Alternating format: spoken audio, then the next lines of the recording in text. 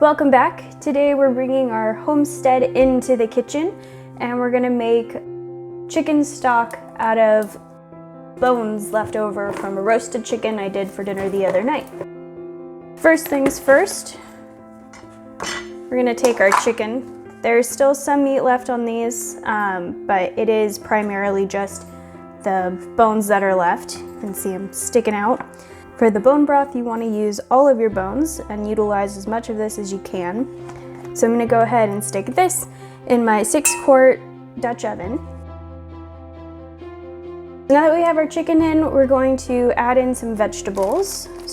This is the fennel. Is that our fennel? Mm-hmm. This is the greens from some fennel bulb that we had. I'm going to just cut this up a little bit. Nothing has to be chopped fine or anything like that. The bigger the pieces, the more flavor I think you end up getting. And we'll just scatter that into our pot. Next, I'm going to take an onion. You want to keep the paper on it. It's okay. We're just going to quarter this and then stick this in.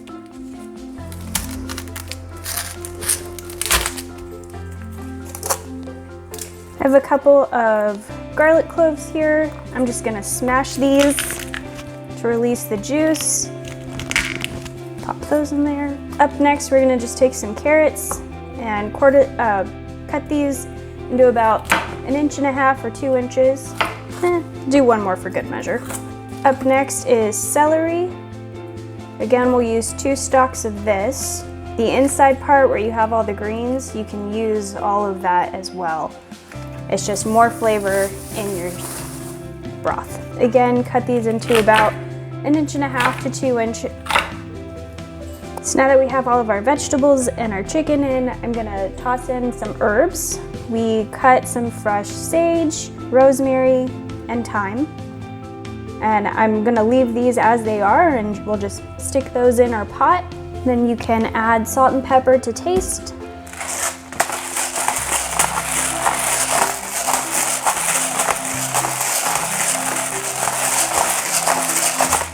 I like a lot of pepper.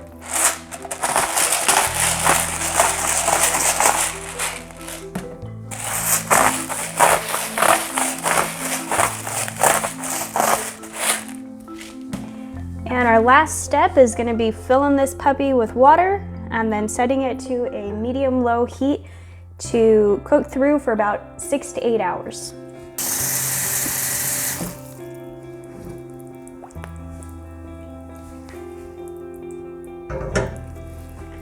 Now that we have our pot full of water, I'm just making sure we've got everything covered and in the water. We'll set our temperature. I tend to cover, and you just let it go for a few hours.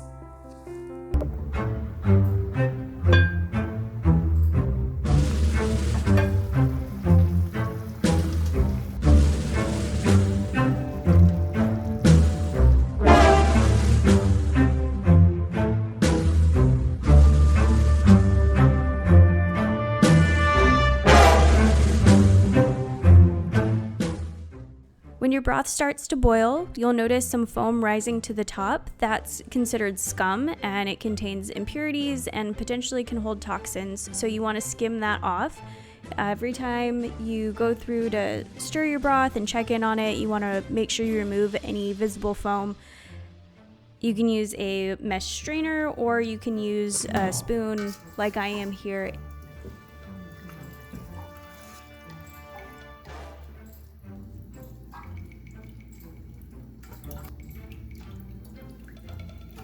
Bone broth is generally thicker and more of a gelatin texture to it than store-bought broth.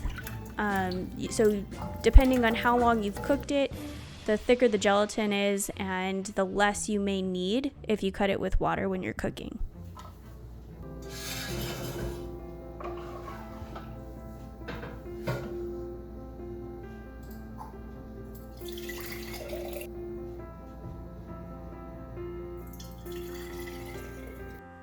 So storing your bone broth, if you don't have a pressure cooker, you really can't use a water bath for this. So you can store it in the refrigerator for about a week to 10 days and then use it in meals as you see fit.